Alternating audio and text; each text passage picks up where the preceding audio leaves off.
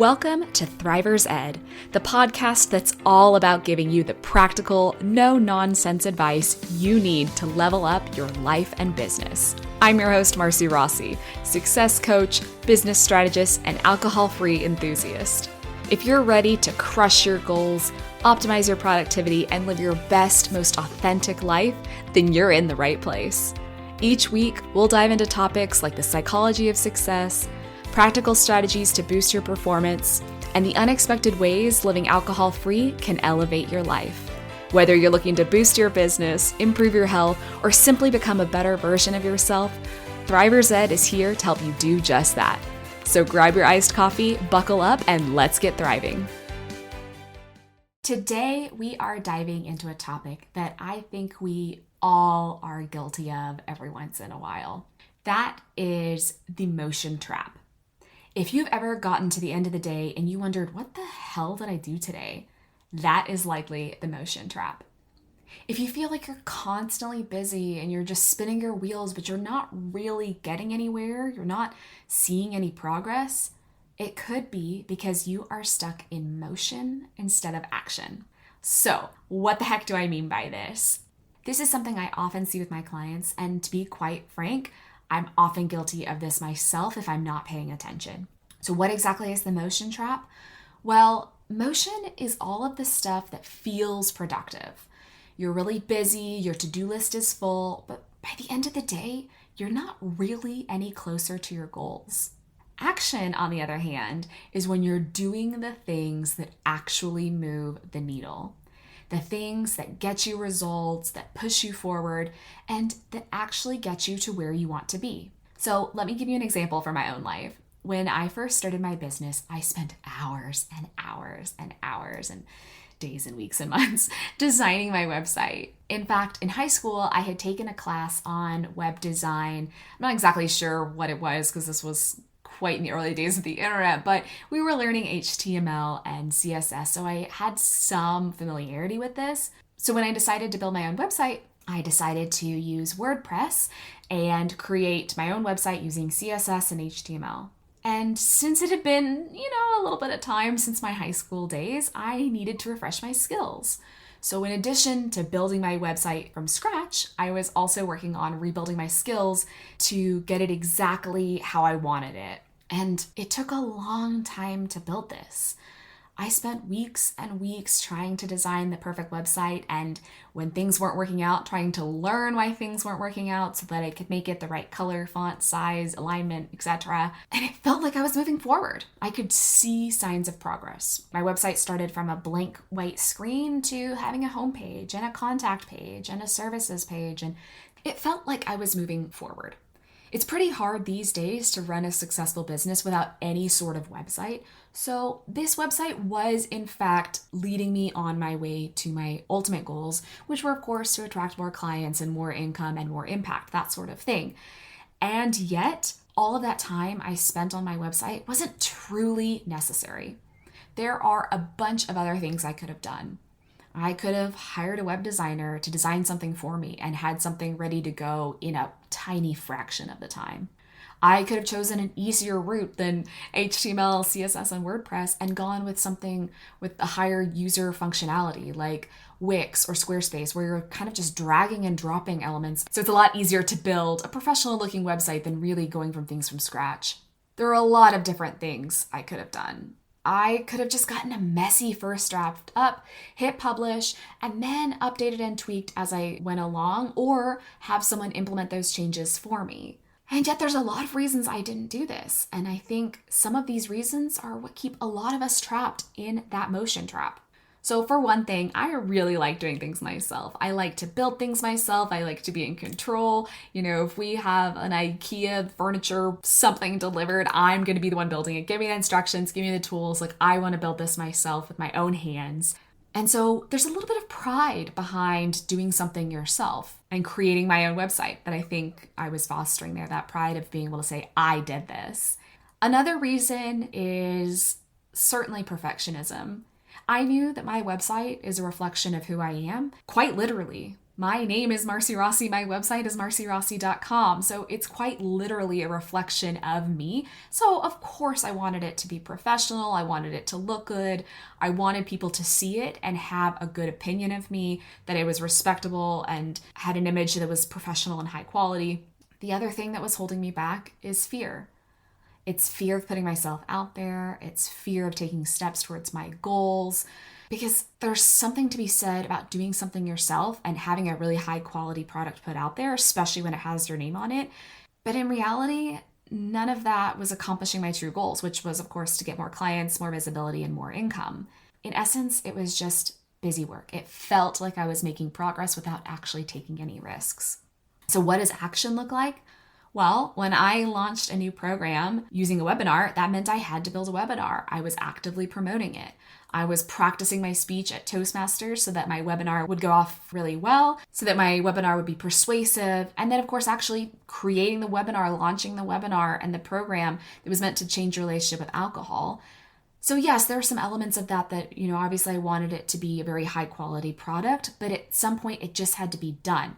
Right? I had a date announced of this is when that webinar is going to be. So I couldn't constantly tweak the slides. I couldn't play with it forever. I put myself out there to do something that was directly related to my goals, and it actually paid off. I signed my first high-end client from this webinar, which was a way of putting myself out there in front of people. Was it scary? Yeah, absolutely. I was scared, first of all, that no one would sign up for my webinar, no one would attend. I was scared that I would spend all of this time and money. I think I was running ads for it, I'm not entirely sure, but I was definitely spending a lot of time creating this webinar and the back-end product that I was selling through it. But it meant that I was out there and taking a risk. People might watch the webinar and realize that they don't really want to hear anything else I have to say, or they might not show up to the webinar at all. I might advertise that things are out there, choose a specific date and time, tell people, everyone I know about it, and still not have anyone show up. So yes, there was a risk that I was creating something that wasn't going to get me any closer to my goal, but it mattered. It was concrete action. The biggest problem with motion is that it's really good at disguising itself to look like action. You can spend an entire day in motion, answering emails, planning, organizing, strategizing, perfecting different products that you already have, and it feels super productive, right? You might actually tick off a lot of items on your to-do list, but when you look at what you've actually accomplished at the end of the day, you're still in the same place. So why do we do this? Why did I do this? Why do I occasionally still continue to do this? It's because motion feels safe. It doesn't require us to take any true risks. It doesn't require us to face rejection or failure. You see, if I'm perfecting a website but don't actually hit publish to put it out there, no one can judge me for it. They can't look at it and say, you know what, I don't really want to work with Marcy. This is not my kind of person. But if I'm perfecting it, there's still that possibility that they haven't said no to me yet. So when we're doing something like motion, it feels good because it's protecting us. We're not actually putting ourselves out there. And to be honest, society doesn't really help us in this matter. We glorify busyness. We're all walking around saying, oh my God, I'm so busy, I have so much to do. And it's like this badge of honor that the more things you have, the more you're accomplishing during the day, the more productive and successful you are. But busyness doesn't actually equal productivity, or it doesn't necessarily equal productivity. It's quite possible that you can spend all of your days super busy and not actually get something done, or not actually get progress towards the goals that you're hoping to accomplish. So how do you know if you're stuck in motion? I'm going to give you some examples, and maybe these sound like you, and maybe these are stripped directly from my own life. But I hope this helps give you some ideas of how to identify whether what you're doing is actually motion or action. So you might be stuck in motion if you have spent hours designing the perfect logo and the perfect company name and your color scheme and your fonts and all of these elements for your website, but you haven't actually launched the website that all of these things are supposed to go on. Maybe you're constantly brainstorming new ideas for your business, but then not actually implementing them. This is something I can be guilty of quite a bit. I have a lot of ideas. I think that's what makes me so excited about being a business coach, especially for businesses that I'm not super familiar with, because I'm not directly in there. So it's easy for me to think outside the box and come up with different ideas of how people can improve their businesses and grow. And yet, ideas aren't going to make you money. Ideas aren't clients. Ideas aren't sales. Ideas aren't revenue until you implement them, until you take action and create something from those ideas. So because I get so jazzed up and I have all of these ideas in my head of the different things that I can do and offer and position myself and all these different strategies I can try, it can be hard to do all of them, right? I cannot do all of the things that are in my head or that are on my to-do list. And so generating more ideas isn't necessarily going to get me any farther. It's not going to help me accomplish my goals. What will help me is getting those ideas off the whiteboard and into reality. Another red flag that you might be stuck in motion is that you're subscribed to all the business podcasts, especially this amazing podcast that you're listening to right now, but you haven't actually implemented any of the ideas from them. You've listened to all this advice. Maybe instead of podcasts, you read business books, like guilty. I love business books. I really love all books, but I love learning new things. But you're reading these words and you're saying, yes, absolutely, that makes total sense. And then you finish the episode or you close that book and you just don't think about it again. I have definitely been guilty of this. I love learning new things, but learning for the sake of learning isn't going to move you forward. True action is implementing those ideas that you've learned.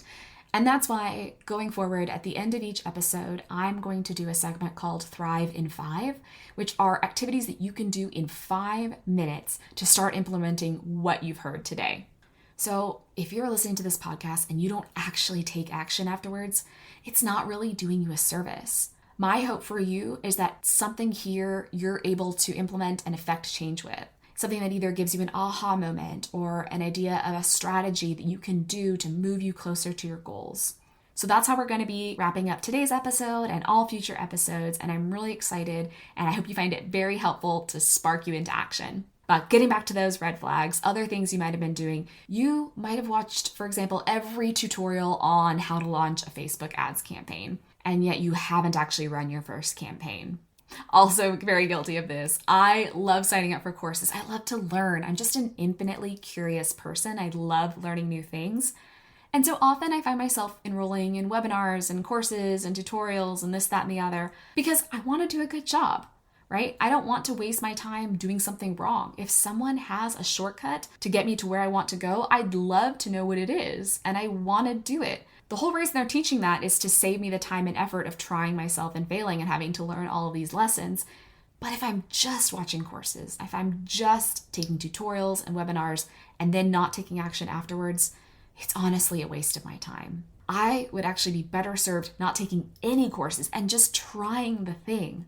Because at least that way, I'm going to have some real practical education that I can then use to improve for the next time that I try something. So you can take all of the classes on something, but if you're not doing it, you would be so much better served not taking any classes and just experiencing it. Experience is a fantastic teacher. These red flags might sound familiar to you. They definitely sound familiar to me because these are all things that I've done and sometimes still fall into. My clients have done these things. It's just a part of human nature. The reason that we fall into this motion trap, the reason that we get stuck here is fear. It's fear of failure. It's fear of rejection. It's fear of what people will think of us. It's that voice in our head that says, what if people judge me? Or what if this doesn't work out? Or what if I fail? It's that terrifying voice in our head that keeps us stuck. So instead of taking that big, scary step, the step that actually involves a risk, we stay busy. We stay busy with the safe stuff, the stuff that doesn't really put us out there. Another reason that those red flags might seem a little too familiar is perfectionism. We convince ourselves that if we just tweak something a little bit, or if we plan a little bit more, or if we generate some more ideas, or learn a little bit more about something, take a couple classes to make sure we know exactly what it is that we need to do, then we're going to be ready for action. But perfectionism is just a fancy form of procrastination. You're refining, adjusting, tweaking, playing with. You're constantly making these little tiny movements, but you're not actually getting anywhere. You're stuck in motion. So if you're recognizing these red flags, if you're tired of being held back by fear and perfectionism, it's time to break free from this trap. And I am here to talk about solutions. So how do we break free from the motion trap and start taking real, meaningful action? Well, you might start by setting some very clear, specific goals. Vague goals lead to vague actions. What I would need to do in order to make, let's say my goal is 10K months. The action that I need to do to get to 10K months is going to be completely different from the action that I need to do to get to 100K months or 1K months. So you have to get crystal clear on what it is that you want to achieve. And then you can break it down into actionable steps. The next step is to prioritize ruthlessly. So honestly, not everything on your to-do list deserves your time.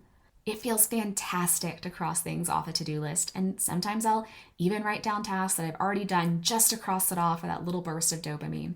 But it doesn't necessarily mean that that was time well spent. So if you want to start moving into action, it's time to focus on the tasks that directly contribute to your goals. And it's time to ditch the busy work. The next one is a really big one, and it's uncomfortable. Progress is better than perfection. Perfectionism is a productivity killer.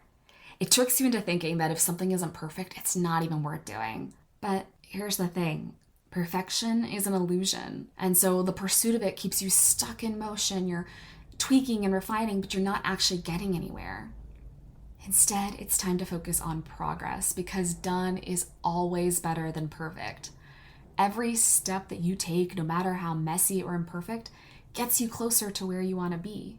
So even if your efforts are a solid B- instead of an A+, you're still ahead of everyone too paralyzed by perfectionism to even get in the game.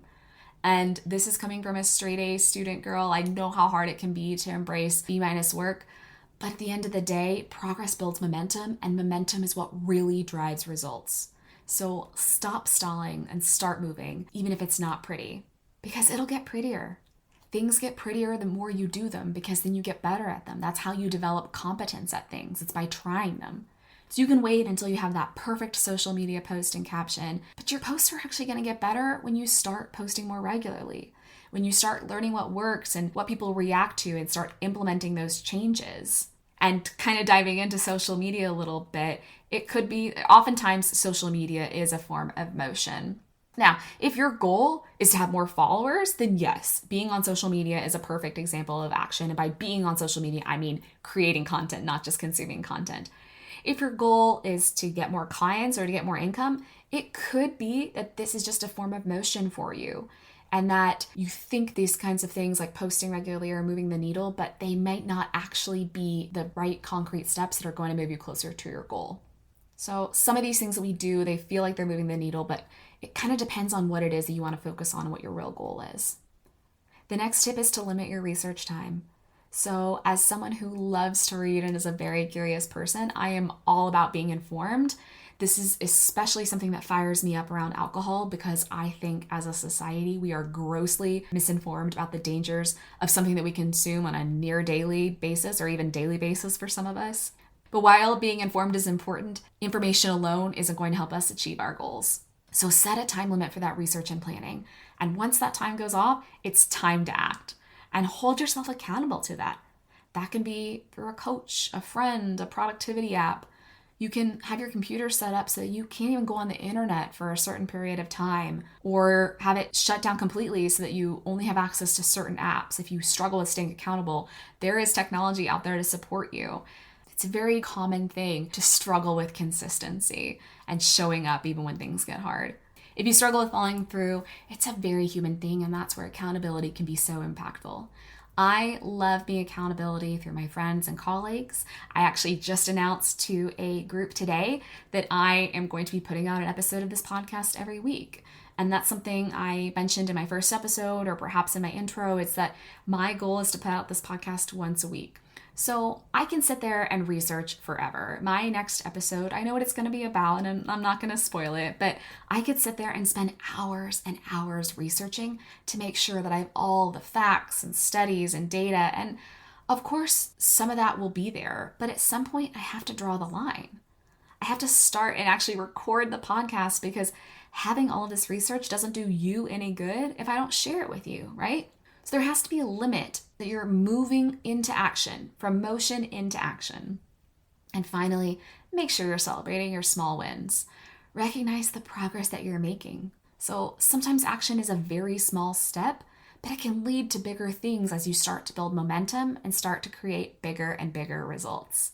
We're encouraged when we celebrate, even something as small as like a high five with your partner or your colleague. When you take action and you can start to see those little signs of progress, it can be a really powerfully motivating factor to keep doing it, because progress is what builds momentum, and momentum is what builds results. So it's time to stop stalling and stop worrying that if something's not perfect, it's not even worth doing. It's time to start moving, even if it isn't pretty. That means keeping your eyes on the prize, which is whatever your goal is, and cutting out all that crap that doesn't matter. It's not about doing a ton of things. It's about doing the right things that are going to make an impact. Don't let fear or perfectionism hold you back. Your time is too valuable to waste on busy work. So choose to move forward. So before we wrap up, it's time for that new Thrive in 5 segment where I'm going to give you actions or steps that you can implement in just 5 minutes based on the things that we talked about today.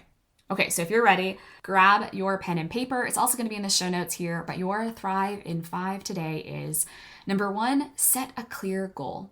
Take a minute to identify one specific clear goal that you want to accomplish this week, just one, whether that's reaching out to a potential client or finishing a project or starting something that you've been avoiding. Write it down and keep it front and center. Maybe you put it on a Post-it note and stick it on your computer so that you see it every day, or change the background on your phone so that you see it every time you pick it up. Number 2, now that you've got your goal, it's time to declutter. Look at your current to-do list and ask yourself, what's really moving me toward this goal? And it's time to get a little bit ruthless here. Cross off anything that's honestly just busy work or that can be postponed, and focus on the tasks that will truly make an impact. You know, if you're not the type of person that uses a to-do list and you just kind of go with the flow for your day, think about how you normally spend your day, the top 3 activities that you tend to do. Ask yourself whether those are actually going to get you closer to your goal, or if you need to start changing up how you structure your day and the tasks that you normally work on. So now that we have our updated to-do list, we've crossed off everything that's not really a priority, we need to start thinking about what the tasks are that will move you towards your goal and break them down into small items. What's that one thing you can do today to get that ball rolling? Maybe it's sending an email or making a phone call or starting on one of those projects that you've ideated but haven't actually taken any concrete action on. So set a timer and give it your full attention for 5 minutes, your full attention. So that means putting your phone in another room, sitting down and focusing only on this task for the full 5 minutes. And it could be something very simple. Maybe it's just the first paragraph of a proposal, or it's brainstorming some ideas for your next social media post. Whatever that looks like for you, give it all of your attention for 5 minutes and you'll be amazed at how much you can accomplish when you really focus. And make sure that whenever you're working on it, you leave perfectionism aside, because progress beats perfection every time. You will always lap the people that are waiting until something is perfect if you get out there and do the thing. So that's your Thrive in 5. Set a clear goal, declutter your priorities, and start taking some small, imperfect action. Because these small steps can make a big difference in shifting from motion to action. So thank you for joining me on Thrivers Ed today. Keep making moves, and I'll catch you next time.